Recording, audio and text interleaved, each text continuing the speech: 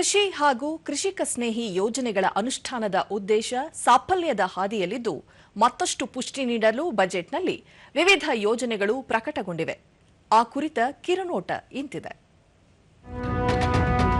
ಕೃಷಿ ಯೋಜನೆಗಳಿಗೆ ಉತ್ತೇಜನ, ರೈತಾಪಿ ವರ್ಗಕ್ಕೆ ಅನುಕೂಲ. ಈ ಬಾರಿಯ ಬಜೆಟ್ ಕೃಷಿಕ ಸ್ನೇಹಿಯಾಗಿದ್ದು ರೈತಾಪಿ ವರ್ಗಕ್ಕೆ ಅನುಕೂಲ ಆಗುವ ಕೆಲವು ಯೋಜನೆಗಳನ್ನು ಘೋಷಿಸಲಾಗಿದೆ.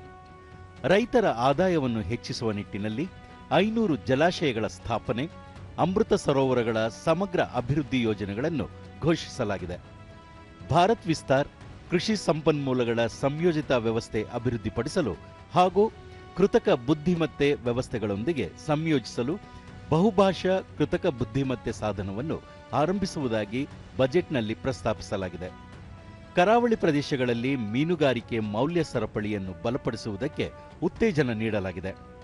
ಮೀನು ಕೃಷಿಕರ ಉತ್ಪಾದಕ ಸಂಸ್ಥೆಗಳೊಂದಿಗೆ ಸ್ಟಾರ್ಟ್ಅಪ್ಗಳು ಮತ್ತು ಮಹಿಳಾ ನೇತೃತ್ವದ ಗುಂಪುಗಳನ್ನು ಒಳಗೊಂಡ ಮಾರುಕಟ್ಟೆ ಸಂಪರ್ಕಗಳನ್ನು ಸಕ್ರಿಯಗೊಳಿಸುವ ಬಗ್ಗೆ ಬಜೆಟ್ನಲ್ಲಿ ಉಲ್ಲೇಖಿಸಲಾಗಿದೆ. ರೈತರ ಆದಾಯವನ್ನು ಹೆಚ್ಚಿಸುವ ನಿಟ್ಟಿನಲ್ಲಿ ಪಶುಸಂಗೋಪನೆಗೆ ಒತ್ತು ನೀಡಲಾಗಿದ್ದು, ಗ್ರಾಮೀಣ ಮತ್ತು ಪಟ್ಟಣ ಪ್ರದೇಶಗಳ ಸುತ್ತಮುತ್ತ ಗುಣಮಟ್ಟದ ಉದ್ಯೋಗಾವಕಾಶಗಳನ್ನು ಒದಗಿಸುವ ಬಗ್ಗೆ ಬಜೆಟ್ನಲ್ಲಿ ಉಲ್ಲೇಖಿಸಲಾಗಿದೆ. ತೆಂಗು ಉತ್ಪಾದನೆ ಹೆಚ್ಚಿಸಲು ಹಾಗೂ 1 ಕೋಟಿ ರೈತರಿಗೆ ಆರ್ಥಿಕ ಬೆಂಬಲ ನೀಡಲು ತೆಂಗು ಉತ್ತೇಜನ ಯೋಜನೆಯನ್ನು ಆರಂಭಿಸಲಾಗಿದೆ.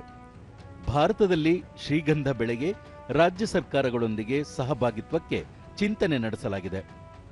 ಪಶುಸಂಗೋಪನಾ ವಲಯಕ್ಕಾಗಿ ಕೆಲವೊಂದು ಯೋಜನೆಗಳನ್ನು ಘೋಷಿಸಲಾಗಿದೆ. ಜಾನುವಾರು ಉದ್ಯಮಗಳ ವಿಸ್ತರಣೆ ಮತ್ತು ಆಧುನೀಕರಣ, ಜಾನುವಾರು, ಡೈರಿ ಮತ್ತು ಕೋಳಿ ಕೇಂದ್ರಿತ ಸಮಗ್ರ ಮೌಲ್ಯ ಸರಪಳಿಗಳ ಸೃಷ್ಟಿಯನ್ನು ಹೆಚ್ಚಿಸುವುದು ಮತ್ತು ಜಾನುವಾರು ರೈತ ಉತ್ಪಾದಕ ಸಂಸ್ಥೆಗಳ ರಚನೆಯನ್ನು ಉತ್ತೇಜಿಸುವುದು ಇದರ ಅಡಿಯಲ್ಲಿ ಸೇರಿದೆ.